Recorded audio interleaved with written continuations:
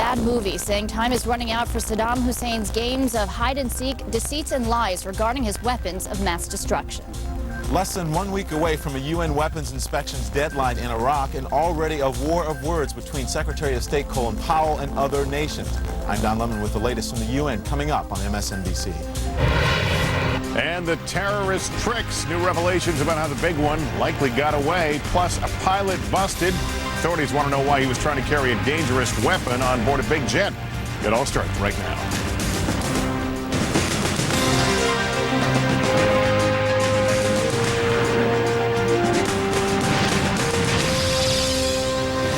You're watching Lester Holt Live on America's news channel, MSNBC.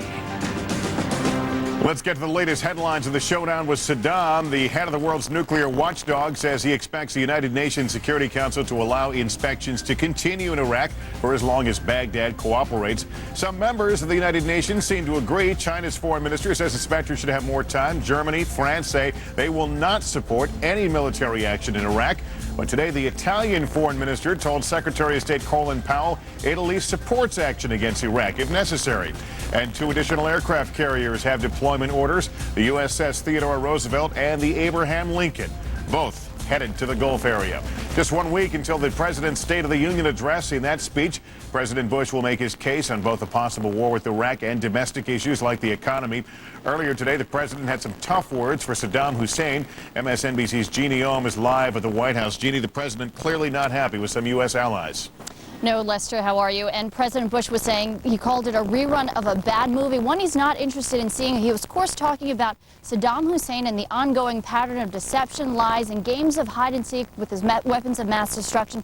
The president saying this has been going on for 12 years, long enough, time for Saddam to disarm. And that's why the administration was released this document today, a 32-page document it calls the apparatus of lies, saying besides the weapons of mass destruction lies about the inspections, Saddam has also been lying to his people, blaming the suffering on the UN when really it was his own doing, as well as exploiting Islam. That's why the administration released this document. You know, with just 1 week to go before the State of the Union, the administration is laying the framework, making the case against Iraq. But President Bush is also focusing on his domestic issue. That's why he met with a group of economists today, talking about his tax cut, selling his $670 billion plan, saying this will help create jobs and boost the economy. But the president earlier reiterated that time is running out for Saddam Hussein. He's not disarming. As a matter of fact, it appears to be a rerun of a bad movie. He's delaying, he's deceiving, he's asking for time, he's playing hide and seek with inspectors. But one thing is for certain, he's not disarming. Now, regarding the growing opposition to a war with Iraq, with France being so vocal along with Russia and China, the president reminded everyone that when he asked for the tough new UN Security Council resolution, he faced a lot of opposition then.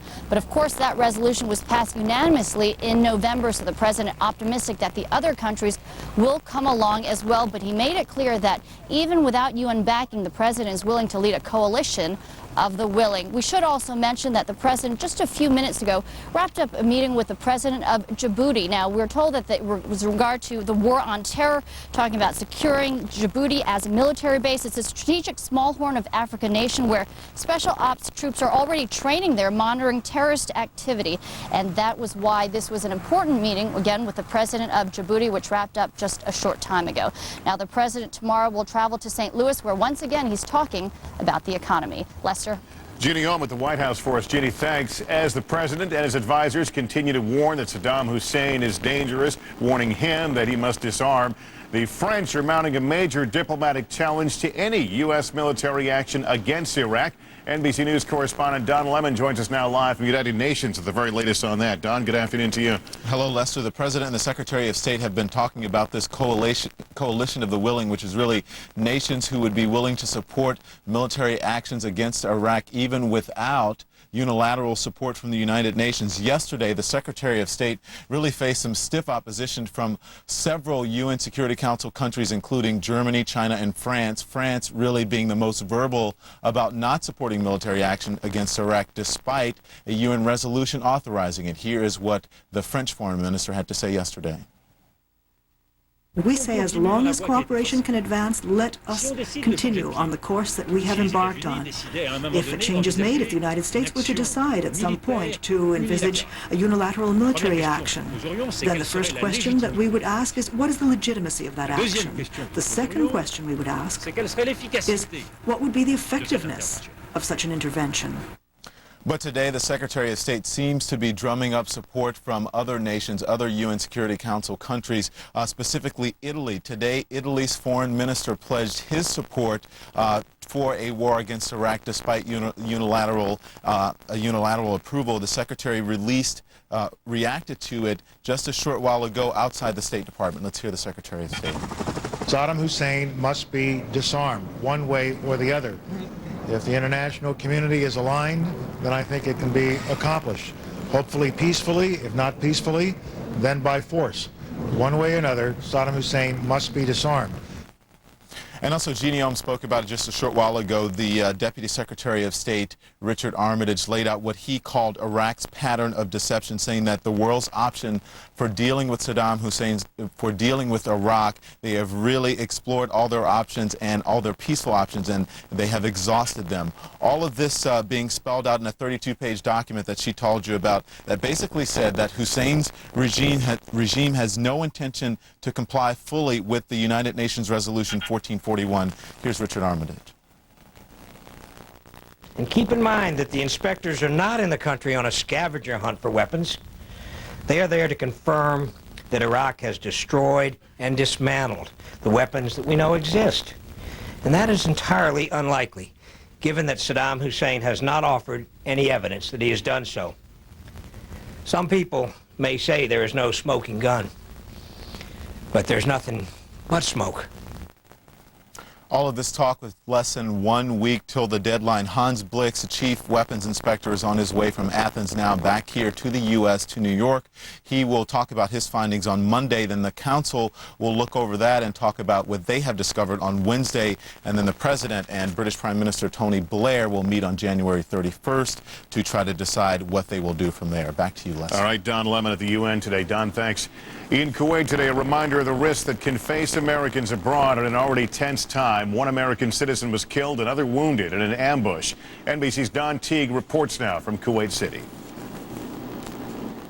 Hello, this attack happened on a very well-traveled road just a mile from the largest U.S. military installation in Kuwait.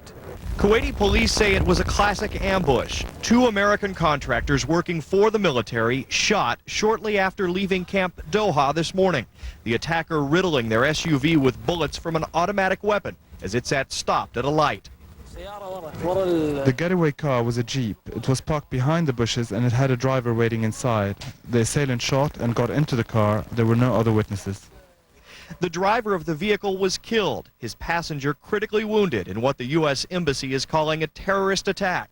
It's the 3rd such incident since October, when terrorists opened fire on U.S. Marines on training exercises in Kuwait, killing one and injuring another. Marines returned fire and killed the attackers. In November, a Kuwaiti police officer shot and wounded 2 American soldiers. And just last week, a Kuwaiti citizen was arrested, allegedly planning to poison U.S. troops. So far, no one has claimed responsibility for this morning's attack. A manhunt is underway for the shooters. And again, both of the victims in this terrorist attack, American civilians. We're told they were working for the military as contractors installing logistics software. As for the shooters, well, a manhunt is underway right now for them, but no one, again, has claimed responsibility for this attack. Now back to you. Don Teague in Kuwait City. In just over an hour, the Senate expected to overwhelmingly confirm Tom Ridge as the first head of the newly created Homeland Security Agency. He was unanimously approved in committee on Friday. Ridge told senators last week that the nation is safer than it was, but that the new department will not in and of itself be able to stop all attempts by those who wish to do us harm. The Senate vote expected about 6 o'clock Eastern time this evening. The crowded race for Democratic presidential nomination getting even more crowded today. Civil rights leader Al Sharpton joining several Democrats in a bid for the party's nomination for the 2004 presidential race. He says the Democratic Party needs to expand its political base. I'm the only one that is talking of running this race that is anti-war, anti-death penalty, anti-tax cut across the board, not voting one way in the Hill and speaking another way on the trail. Former Vermont Governor Howard Dean and Senators John Kerry, John Edwards, and Joe Lieberman are also running for the nomination. Representative Dick Gephardt says he will likely run. Coming up in our next half hour, Hardball's Chris Matthews talks about building the perfect presidential candidate who has the right stuff. His thoughts a little later on. Also had on America's news channel, MSNBC, the terrorist tricks. Did Osama bin Laden use a pretty simple trick to escape U.S. forces? We'll tell you about that just ahead. And the Venezuela violence, a former president heads down south to help end the crisis as oil production there trickles down. And catastrophe in Canada, wall of snow and skiers in a dangerous place. More ahead as we continue.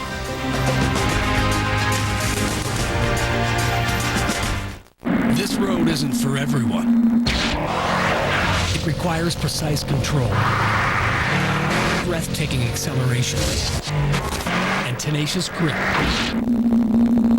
It's the road to car and drivers 10 best, and the Subaru WRX has now driven it 2 years in a row.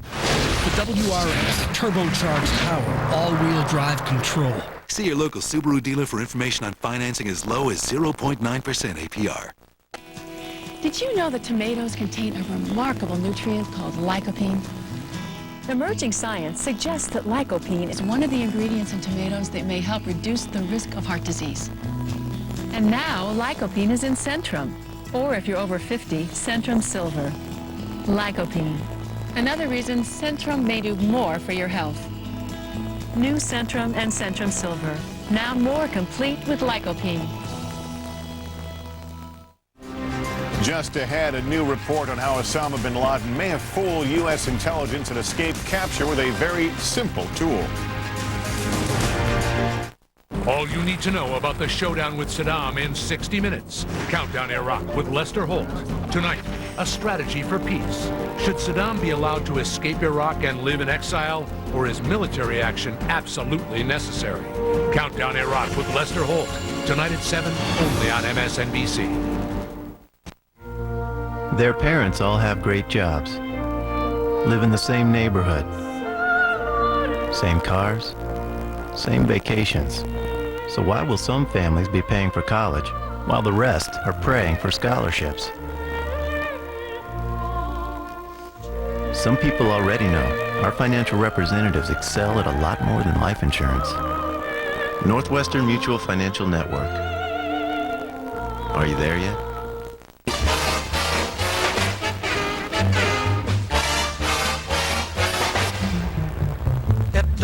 A thing if it ain't got that swing. Do-what, do-what, do-what, do-what, do-what, do-what, do-what, do-what.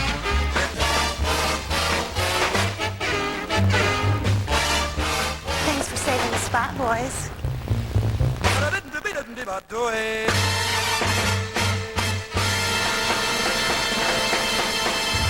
In January, AT&T Broadband delivers the hits you want on in-demand pay-per-view. See the heroic tale, Spirit, Stallion of the Cimarron. Catch Ray Romano and John Leguizamo in Ice Age. Family fun is a slam dunk when you order like Mike.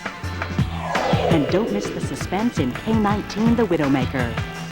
Call AT&T Broadband now and order in a great movie tonight on in-demand pay-per-view. Dad just got a new satellite dish. We might not get the same channels, but we'll get a lot of channels. I'm not sure if we can still get our local channels. So what do you think, Dad? It's gotta be the azimuth. Satellite TV requires a clear line of sight. He's got a compass. And we'll need a separate receiver for each set. How much more is that gonna cost? So you going up on the roof again? Mom thinks we should just get our cable back. It's still not working. So how many channels are we gonna get, Dad? This bites. Keep it simple. Keep AT&T Broadband. A look at what we're watching on America's news channel, MSNBC. A co-pilot for Northwest Airlines is under arrest after authorities in New York say he tried to board his flight with a loaded gun. Authorities say Robert Donaldson had the gun in his carry-on luggage at New York's LaGuardia Airport. They say he has a permit to carry the gun in Michigan. The Census Bureau says Hispanics now make up the largest minority group in the U.S. The Latino population grew to 37 million people. The black population stands at 36.1 million. Oil prices are rising today as the general strike in Venezuela enters its 51st day. OPEC says it will be tough to make up for shortages of Venezuelan oil in the United States. Venezuela is the world's 5th largest oil exporter. It's one of the most frustrating questions, the war on terror. Where is Osama bin Laden, and how has he eluded all the high-tech tools the U.S. has used to track him? According to the Washington Post and its information from Moroccan officials, bin Laden might have escaped during the Battle of Tora Bora using a very low-tech diversion. A bodyguard took Osama bin Laden's satellite phone and kept using it while moving away from his boss. And the phone was tracked while bin Laden got away. Joining us on the phone now is from Casablanca is Peter Finn, Berlin bureau chief for the Washington Post and author of today's article. Mr. Finn, thanks for joining us. Glad to join you. Explain how this worked. We've heard the U.S. was able to track satellite-type communications. Was this simple a matter of they were following the wrong guy the whole time? Apparently so. Bin Laden and his entourage decided that this individual, a Moroccan called Abdallah Tabarak, would take the phone and move away from bin Laden, allowing him a certain amount of time and space to flee towards Pakistan. Now, Mr. Tabarak, I understand, was ultimately apprehended by U.S. authorities. Is he at Guantanamo Bay? Yes, he was captured in possession of the phone with at least one other Moroccan who had left bin Laden with him. He was transported to Guantanamo Bay, where apparently because of his long-time proximity to bin Laden and his role in helping him escape, he has established himself as the camp emir or leader of the prisoners, according to Moroccan officials who've twice visited Guantanamo. That raises an interesting question about the way the prisoners are kept at Guantanamo. Are they in communication? Have they developed these sort of allegiances to various prisoners? Well, apparently some leaders have emerged, and this individual is apparently the primary leader among the group. I think prisoners in all prisons find ways to communicate with each other. Mr. Tabarak has called on prisoners to hold one-day fast as symbolic defiance of their incarceration and as some way for him to express his authority. All right, well, Peter Finn, thanks so much for joining us on the phone and talking with us this evening. Thousands of troops in the 4th Infantry Division get their orders to deploy to the Gulf, but why is their equipment leaving without them? Is this a sign the U.S. is having second thoughts about the current war buildup?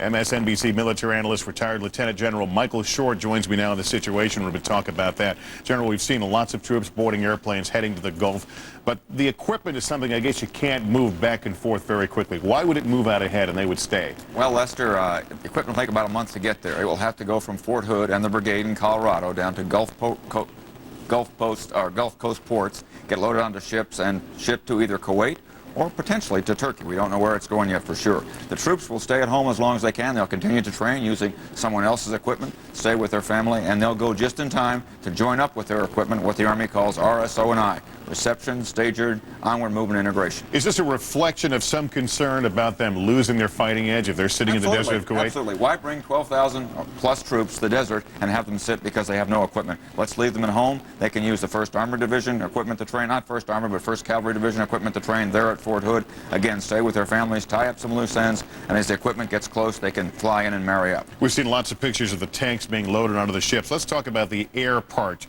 of this transportation bridge. I seem to remember during the Gulf War, a lot of questions about the U.S.'s airlift capacity. Is it growing or is it still in jeopardy? Lester, it's growing, but it is still in jeopardy. It is indeed a national asset. I'm an old retired Air Force officer, but this is not an Air Force issue. Airlift is a national asset. We have a finite number of C-5s, and as you and I were talking earlier, they've been around since 1970. We're replacing the old 141 with the C-17. We've got a little over 100 of those airframes now. Right now we're authorized, I believe, to buy 180, but we'd like to have in excess of 200. But this plays into what we were talking about a moment ago. When those troops are ready to join up, Absolutely. They're not going to get on a ship. They're going to put them on a plane. And they'll probably put them on a commercial airplane, Lester. We like to use the C-5 and the C-17 for moving equipment that commercial airliners cannot use. We'll probably rent airplanes from Delta, American, United, whoever, to move it. And in fact, these are pictures from 1991. There was a United jet there. This is something called the Civil Reserve Air Fleet. Explain how that works. The Department of Defense is on contract with a number of commercial lifters that they will provide us X number of airplanes in the event of war if we call them up. And of course, we pay them during peacetime for that capability.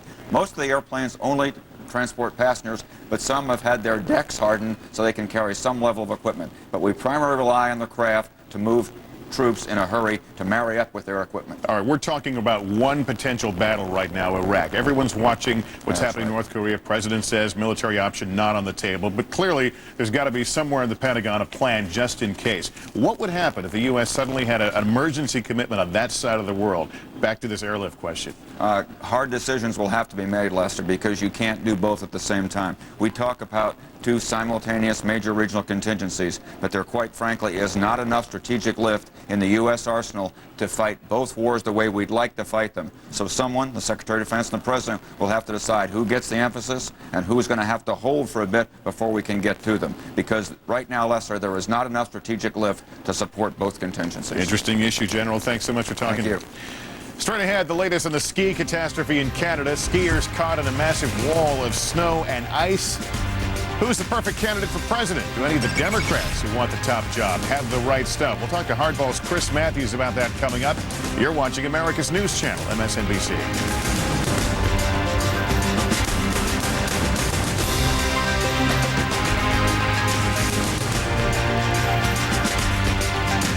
When news breaks, turn to MSNBC first.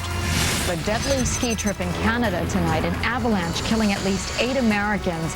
MSNBC brings you the story first and gets it right the first time. The power of NBC News on cable 24/7. MSNBC. Toyota presents Image of the Day.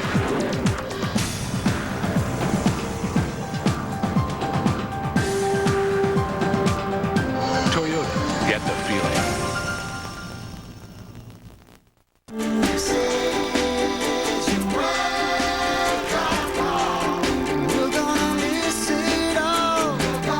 The best Toyota has to offer, like Toyota Corolla, named Best Compact Car in initial quality 3 years in a row.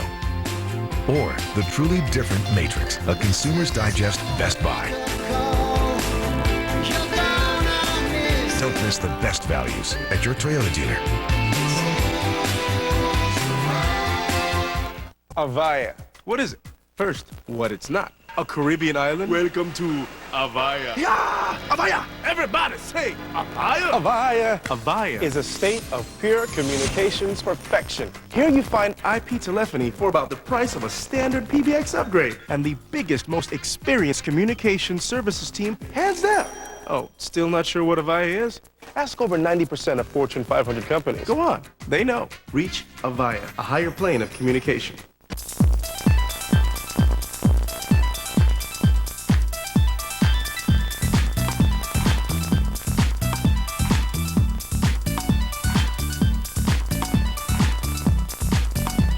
Now there's an easier way to see the world. Just visit Orbitz.com. The only travel site featuring The Matrix, the easy way to find the low fares and options you want. Visit Orbitz.com today, where finding the most low fares is easy. Refinancing your mortgage is fast and easy with Ditech.com. At Ditech, we refinanced our home at a lower interest rate, and we also took out an equity line of credit to have available for future use, and we were very, very happy. If you're thinking about refinancing your mortgage, call or log on to Ditech.com for today's low fixed rate. I would highly recommend Ditech to others because the process was so quick and easy, and the people were great. Ditech.com. Call 1-800-71-FIXED. Everyone loves all-natural Capri Sun. It's made of stuff I've actually heard of, and it disappears as fast as they do.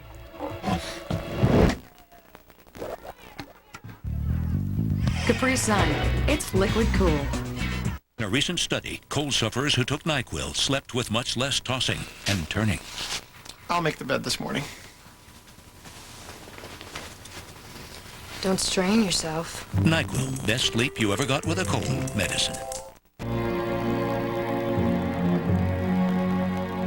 Unlike Wall Street, your life doesn't stop every day at 4.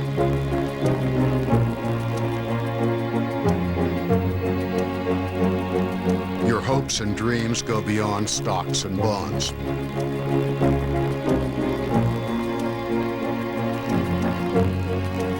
You want to guard and grow your portfolio, and things more valuable than portfolios. At Merrill Lynch, our financial advisors know your financial life goes beyond Wall Street. So their advice goes further too. Introducing Total Merrill.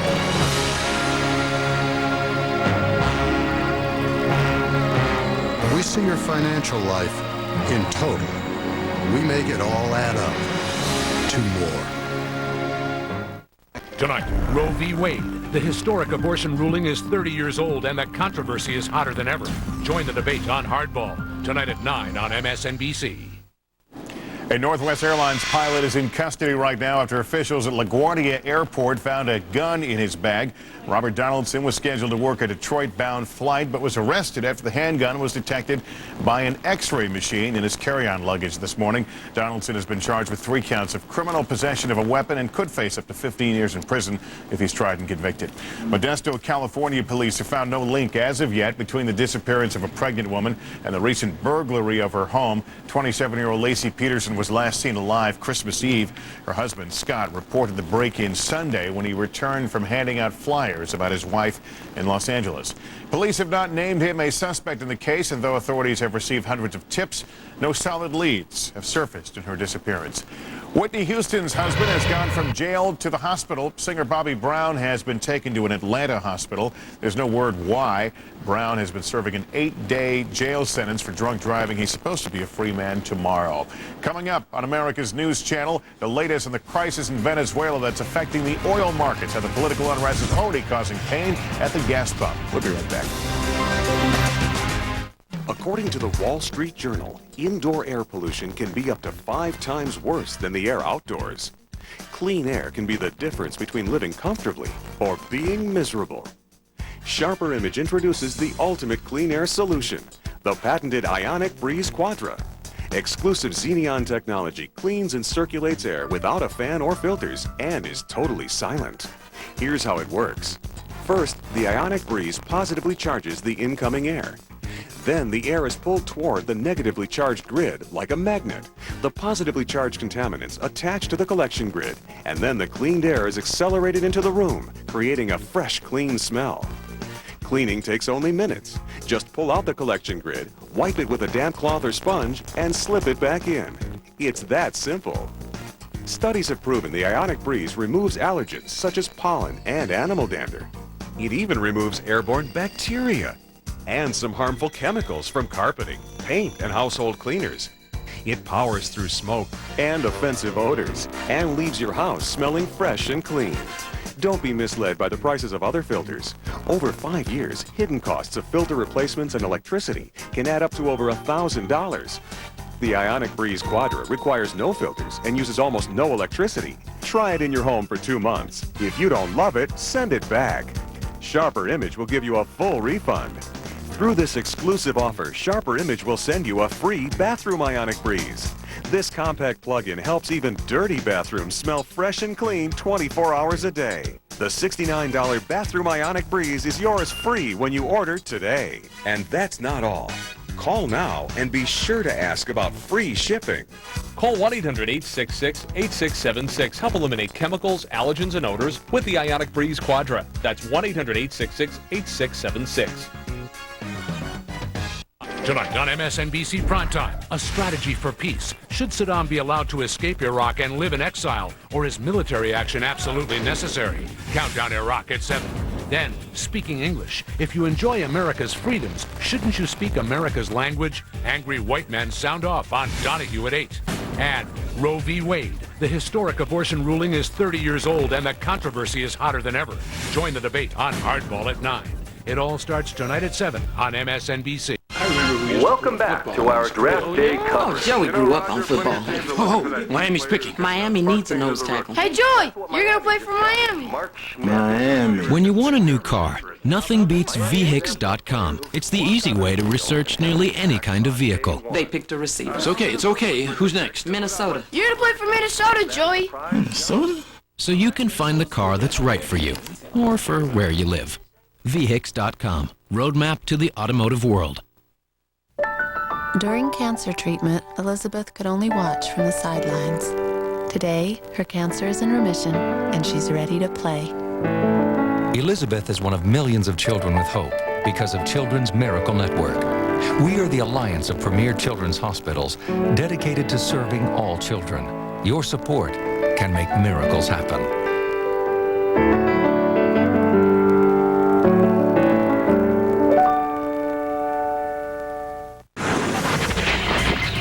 Welcome back to America's news channel, MSNBC. At the bottom of the hour, the latest headlines of the showdown with Saddam Hussein. America compiles a 32-page document outlining Iraq's, quote, apparatus of lies. Deputy Secretary of State Armitage released the dossier today, asking where are Iraq's unaccounted for warheads. President Bush this morning also indicated his patience is wearing thin. Well, how much time do we need to see clearly that he's not disarming? As I said, this looks like a rerun of a bad movie, and I'm not interested in watching it. Saddam today shrugged off any concern over a possible U.S.-led invasion. He told his military leaders that even when his public demeanor looks serious, he's smiling on the inside. I want to give you a breaking story regarding the shooting of 2 Americans in Kuwait this morning. Authorities in Kuwait now say they've arrested 70 people, I should say rounded up 70 people for questioning. 2 they say are of particular interest, and I should underline no one has been arrested, but again they've taken 70 people into custody, looking at 2 in particular. Under Kuwaiti law, all of them can be held for up to 4 days without charges. This relates to the shooting this morning of 2 American civilians who were under contract with the U.S. military. They were ambushed in their SUV near a U.S. military base. Again, Kuwaiti authorities are now looking at questioning 70 people looking for suspects in that shooting this morning. We'll continue to follow developments out of Kuwait. Now, as the French attempt to mount a diplomatic roadblock for U.S. military action against Iraq, popular support for such an action is quickly eroding within the borders of America's closest ally, Great Britain. NBC News correspondent Shelley Smith joins us now live from London to tell us more about that. Shelley? Lester, as Britain prepares for a possible war with Iraq, deploying 30,000 British troops to the Persian Gulf, public support for the conflict is eroding. A new poll by the Guardian newspaper shows support for military action against Iraq has sunk to a new low. The survey shows 47% of British voters are now opposed to war, and 81% of the voters say a second United Nations resolution is essential before an attack can be launched. A tough message for British Prime Minister Tony Blair, trying to rally support for a possible war with Iraq. Today, Blair told lawmakers in London that intelligence about Iraq's weapons of mass destruction program had grown in recent months and insisted that Saddam Hussein must be disarmed. Blair also made a loose link between the Iraqi regime and al-Qaeda and said terrorists would eventually launch an attack on Britain. What we are sure of is chemical and biological weapons. What we believe they are doing is trying to reconstitute their nuclear program. How far along the path they got on that, we can't be sure. British Foreign Secretary Jack Straw told reporters time was running out for Saddam Hussein and his cat-and-mouse game. Speaking before the House of Commons today, Straw said there could be no doubt al-Qaeda would use weapons of mass destruction, such as viruses and nerve gas, if it could get its hands on them. On Monday next, the 27th of January, Dr. Blix and Dr. El-Baradi will submit their progress reports on the inspection processes to the Security Council. I plainly cannot anticipate those reports. But 2 things are clear. 1, the international community must maintain the pressure on Saddam Hussein to end his games of hide-and-seek. 2, Iraq must comply fully, actively and positively with all of its international obligations. Well, British officials may be convinced, but the European Union is not. Germany has refused to support military action, even if the Security Council authorizes it, and France is threatening to use its veto power as long as weapons inspectors are still working in Iraq. Lester? Shelley Smith in London this evening. Shelley, thanks. Today, President Bush is calling on prominent economists to help him market his $674 billion tax cut plan. He's hoping to overcome opposition from congressional Democrats and some moderate Republicans who threatened to block its passage. Joining us now to talk more about this is CNBC's Hampton Pearson. He joins us live from Washington. Hampton, exactly what is the president asking of these economists? Well, in essence, the White House says it's looking for both help and ideas on, as you put it, how to sell and market the tax plan, specifically the two most controversial pieces politically, and that is the proposal in that $674 billion 10-year plan to, number one, wipe out all taxes on dividends paid by shareholders, and number two, to accelerate tax relief even for the wealthiest Americans. Now, those are the two features of the Bush plan that have really resonated on Capitol Hill with Democrat moderates, Republican moderates, their political antenna saying right now this just will not sell with mainstream America. So in essence, he was trying to get ideas, in this case from leading academic economists, leading market economists. The sum and substance, some of which of what they had to say was, number one, the Bush plan is about long-term growth. And if it produces the results one would expect, in essence, you can grow the economy to overcome concerns about, among other things, rising federal deficits. Even the White House's own budget director, Mitch Daniels, is predicting the federal budget deficit for this year and the next fiscal year to be between $200 to $300 billion both years. So the economists are saying if you grow the economy, deficits go away. As far as, again, the long-term tax benefits, how does it help put more money in consumers' pockets? Again, growing the economy creates jobs, therefore you'd have more consumers out there spending money. That's a shorthand of some very complicated arguments being put And of course, forward. it's not just an economic argument, it's also a PR argument over the issue that some Democrats will claim this is the rich getting richer. Absolutely. You know, it's the White House that's used the term that here again the Democrats in particular are looking for an excuse to start what amounts to class warfare. Those arguments are resonating, if you will. But again, we're very early on in this whole process, Lester. Keep in mind, among other things, we're 1 week away from the State of the Union message. That will be a major effort by Mr. Bush to sort of jumpstart the selling of the economic program, if you will. Tomorrow, for instance, he's going out to St. Louis to make a presentation on the benefits of his economic plans for small business. The White House concedes this meeting today with leading economists is the beginning of an effort to build support. He, the president, of course, will be the principal salesman when this all reaches critical mass. All right, Hampton Pearson from CNBC. Hampton, thanks much. Good, nice to be with you. A North Korean delegation arrived in South Korea today for 4 days of talks. The North says the South should resist outside pressure over its nuclear weapons development, but the South is pledging to urge the North to abandon its nuclear program. Meanwhile, U.S. Under-Secretary of State John Bolton is also in South Korea, pushing for the UN Security Council to handle the North Korea nuclear crisis. In Venezuela, the general strike called by opposition leaders in Venezuela has been going on for almost 2 months. Former President Jimmy Carter went to Venezuela to help negotiate. Mr. Carter drafted 2 proposals for leading Venezuela toward elections and putting an end to the strike to oust President Hugo Chavez. CNBC's Michelle Caruso Cabrera reports on the effect this strike has had, crippling the 5th biggest oil exporter, also how it's affecting the lives of the people in Venezuela. Venezuelans are obsessed with gasoline, not producing it or exporting it as they have for a quarter of a century, but just finding enough to scrape by. We are all waiting because we need the gas. We are short of gas. What time did you get here? At 6 o'clock a.m. It's a harsh new reality for a people used to some of the world's cheapest and most plentiful fuel. But strikes aimed at toppling controversial President Hugo Chavez have all but choked the supply, and life has become a daily and desperate struggle to find gas. I'm waiting in line since 6 a.m., waiting for the new tanker. It's going to be here around, they say around 12 o'clock to fill the tank. This is one of the grand ironies of the situation here in Venezuela. The country is the world's 3rd largest producer of oil, and yet there are gas lines more than 200 cars long. They are everywhere, and they seem endless. They snake through cities, towns, often lining both sides of the same highway. Waiting here has become a fine art, one with plenty of time to practice. And day or night, it's a family affair. Dormimos en el carro. Whole families wait together, this man says. They sleep in cars, play in the median strips, and wait for deliverance in the form of a fuel truck.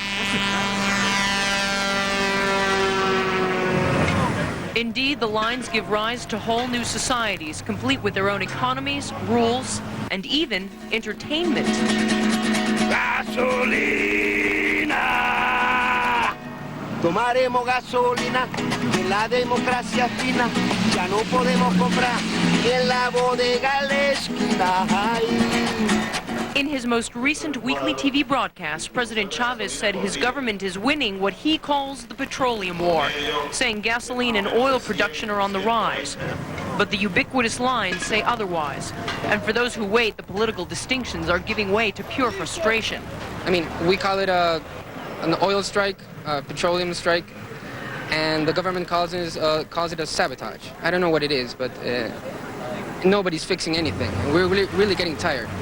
No gas means no deliveries for businesses. Restaurants and pharmacies close, industries lock their doors, jobs are lost. And Edina Garcia cannot find heart medication for her husband. He has 5 different medicines for the heart, a heart operation, Plavix, Socor, what else? Altase. And you have to go from one place to another. Without gas and then going from one place to another, that's impossible. No vaya a prender candela, porque esto ya está que explota. Quien pasa que está a la escuela, ay, la cosa se alborota. Ay. He may sound lighthearted, but his words are foreboding. Don't light a match here, he sings, because this place is going to explode. Report from Michelle Caruso Cabrera in Venezuela. Just ahead on America's news channel, MSNBC, another name in the running for the Democratic nomination for president. But are any of them the perfect presidential candidate for the Democrats? Hardball's Chris Matthews weighs in. But first, another look at the markets. This is our business final. The Dow down over 143 points.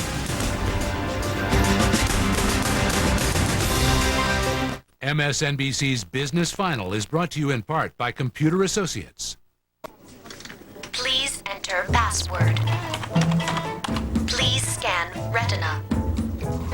Please submit blood sample. Please submit hair sample. Can your security software protect your entire enterprise without making you jump through hoops? Ready for that 10 o'clock, Dave? Coming. Ours can. Comprehensive security solutions from Computer Associates. Wake up, Mr. Van Winkle. It's not 1972. I'm talking about the new ringy-dingy. A new ringy-dingy? Don't make me tell you again. Online meetings from WebEx. They're efficient, effortless, and germ-free. How did you get in there? Look at these travel costs. Lost luggage, lost time, lost revenues. You'd make a lot more cabbage using WebEx. Good luck explaining your gross inefficiencies to the stockholders. Isn't it, Winky? Demo online meetings from WebEx at webex.com.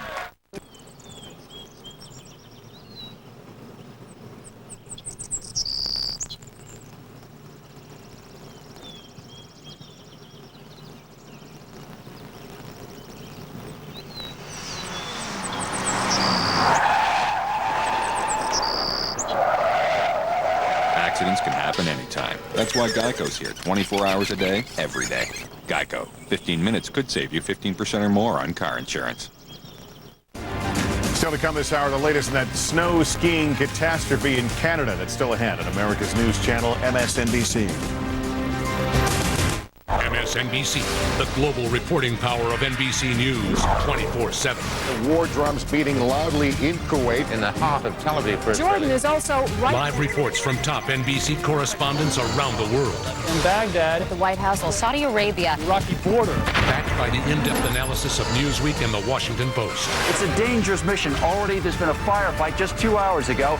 Unmatched reporting power on cable and online. Stay with MSNBC.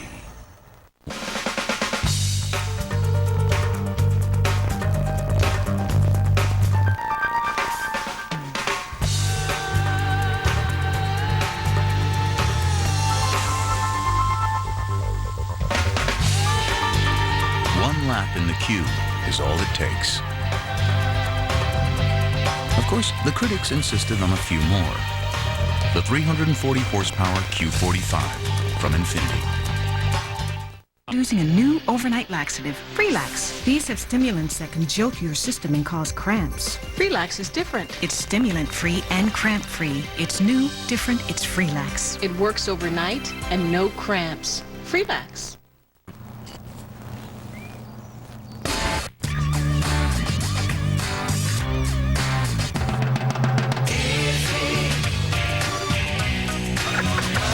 New Double Delight Oreo. Half coffee, half original cream.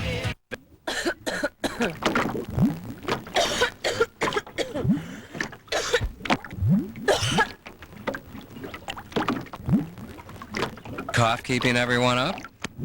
Skip the 4-hour cough medicine. Get the NyQuil formula just for coughs. NyQuil Cough. It's made to last all night for 8 hours of sleep. NyQuil Cough. That stops your coughing so you can sleep through the night cough medicine. From the makers of NyQuil.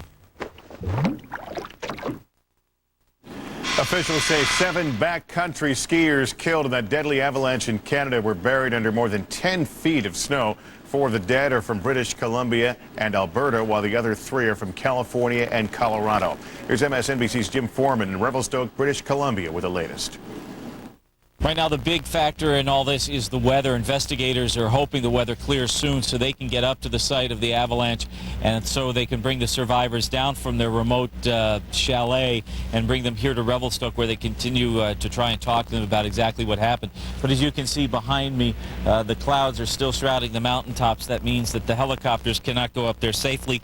So we wait on word of exactly what happened on the glacier yesterday. As we continue to investigate what happened, we understand that a 39-year-old woman from Truckee, California is one of the victims, along with a 50-year-old man from Los Angeles and a 49-year-old man from Littleton, Colorado. They were part of 2 groups of skiers who were out in the backcountry yesterday. One group went high, the other went low.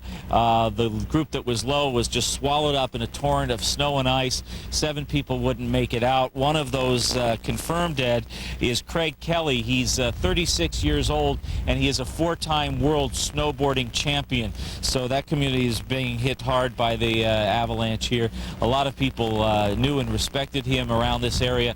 He was a frequent snowboarder throughout this part of the West, and he surely will be missed among those who follow the sport.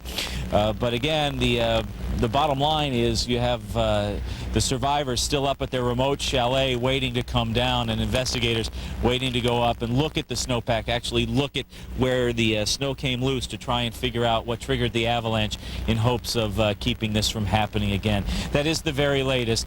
Jim Foreman, NBC News, Revelstoke, British Columbia. I want to bring you a little bit more now on the story we told you about earlier, that authorities in Kuwait now are beginning to question possible suspects in the shooting of 2 Americans this morning in Kuwait City. NBC's Don Teague joining us now on the telephone from Kuwait City to bring us the latest. Don?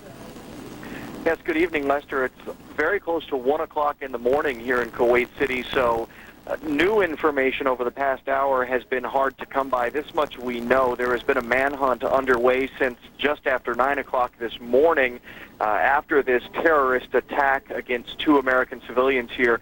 We're told by sources within the police department that they have rounded up a total of 70 people in Kuwait for questioning, which they do here, and 2 of those people in particular they are focusing some attention on, but at this point they are not saying they are suspects.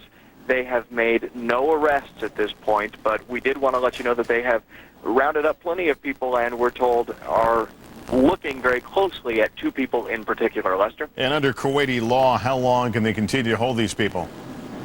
Well, we're told they can hold them for 4 days. In what status that is exactly, we're not sure. I doubt that all 70 of those people will be held for 4 days, but clearly some of them that they think they may be close to finding suspects, they will hold on to. All right, Don Teague in Kuwait City with the update. Don, thanks very much. We'll be taking a break. When we come back, conversation with Chris Matthews, the Democrats in search of the perfect candidate who can give President Bush a run for his money. We'll talk about that and a lot more still ahead.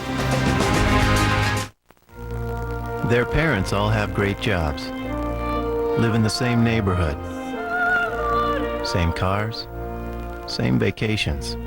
So why will some families be paying for college while the rest are praying for scholarships? Some people already know our financial representatives excel at a lot more than life insurance. Northwestern Mutual Financial Network. Are you there yet?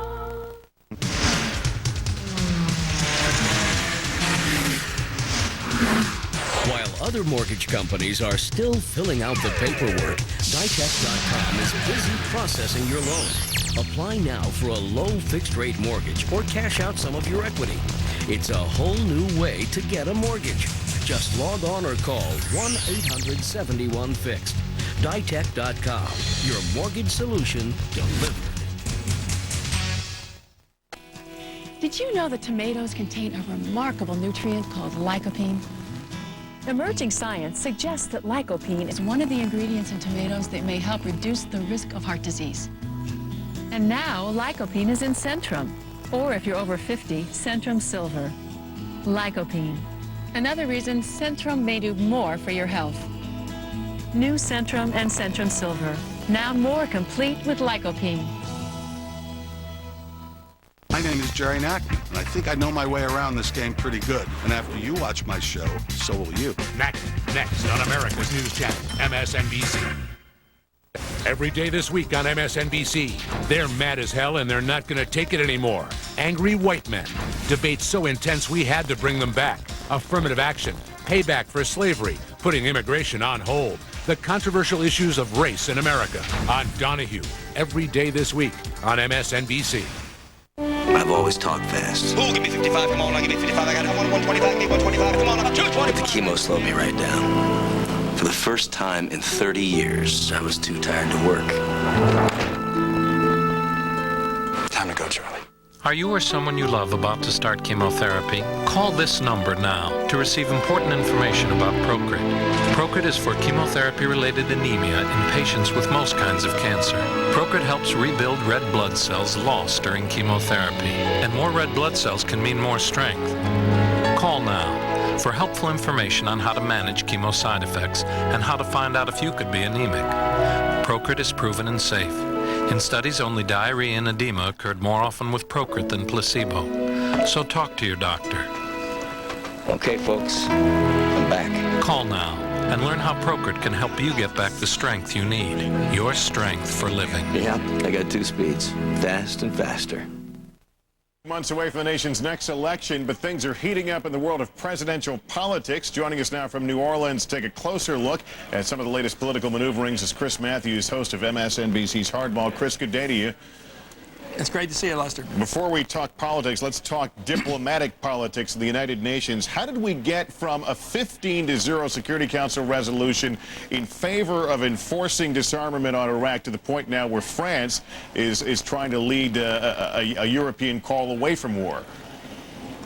Well, we got the Europeans to agree to an inspections regime, and we see one in place now. They would like to keep it in place. It's as simple as that. They believe that as long as we're checking out Saddam Hussein, he can't use any of those weapons he might have hidden somewhere. I think they believe the inspections are serving the purpose of keeping him at bay.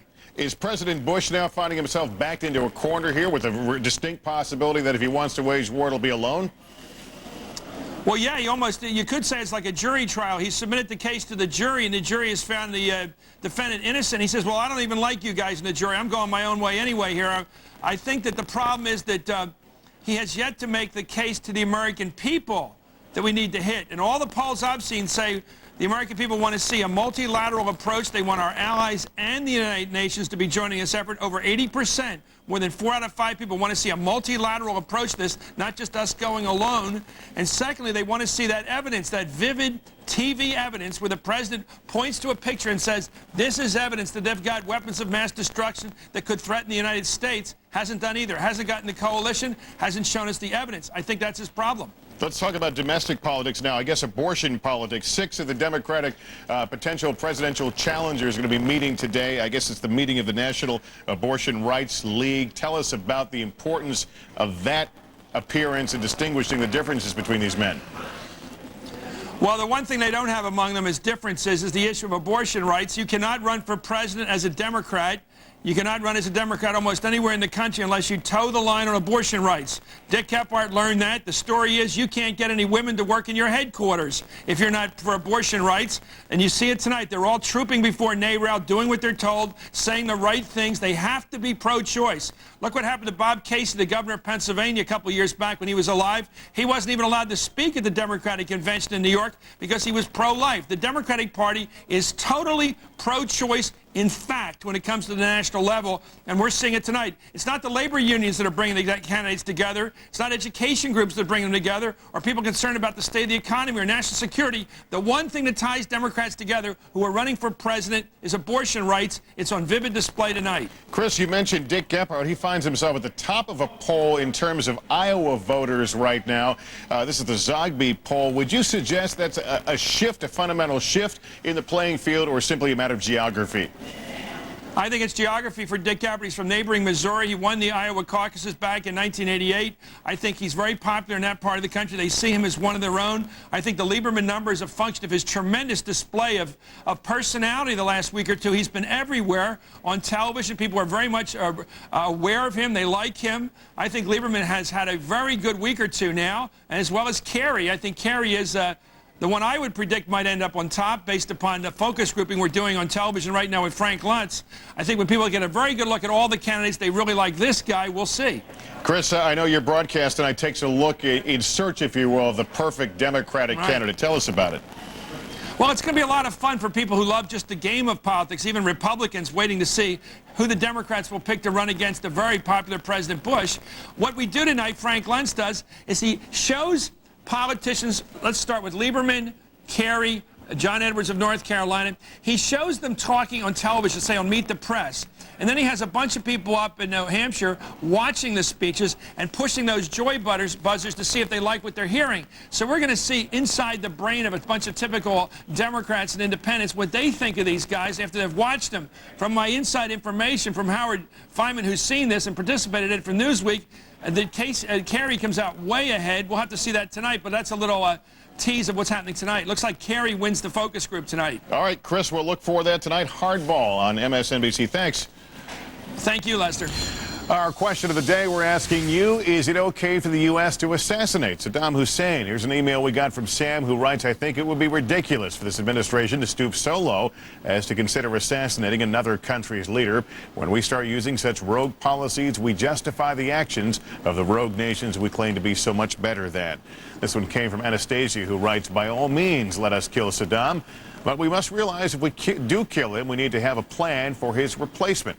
Always appreciate your thoughts on our question of the day. Send your emails to question@msnbc.com, or you can also vote live on our question of the day at tv.msnbc.com. I think we can show you how the voting is going so far, or maybe not. But anyway, take your time if you can log on and give us your vote. That's going to about wrap it up for me this hour. Hope you'll join me again tonight for Countdown Iraq at 7 o'clock Eastern. Coming up, a strategy for peace. Should Saddam Hussein be allowed to escape Iraq and live in exile, or is military action absolutely necessary to bring him to justice? Also, the diplomatic showdown when it comes to support for military action in Iraq. Germany and France telling the UN no to war right now. Can the U.S. go it alone? Should it go alone, and how would it do that? And Yasser Arafat. He supported Saddam Hussein in the last Gulf War. What about the Palestinians this time around? Whose side are they on? That's all coming up on Countdown Iraq at 7 o'clock Eastern. Also want to tell you we've got a lot more on the deck for the prime time on MSNBC tonight, 8 p.m. Eastern. Tune into Donahue Speaking English. If you enjoy America's freedom, should you be required to speak America's language? Angry white men sound off. And at 9 p.m. Eastern, it's Hardball with Chris Matthews. Roe v. Wade, the historic abortion ruling is 30 years old, and the controversy is hotter than ever. Does the incoming Congress have the will to turn back the clock? And don't miss MSNBC Reports at 10. A decorated Marine facing court-martial for child abuse dies in a fire, or does he? It's all coming up. It's a busy prime time. We've got a lot ahead for you, and we certainly hope you'll join me back in again 7 o'clock Eastern, 4 Pacific for Countdown Iraq. I'm Lester Holt. Thanks for joining me, everyone. We'll see you again later on this evening. Stand by now for Nachman with MSNBC Editor-in-Chief Jerry Nachman.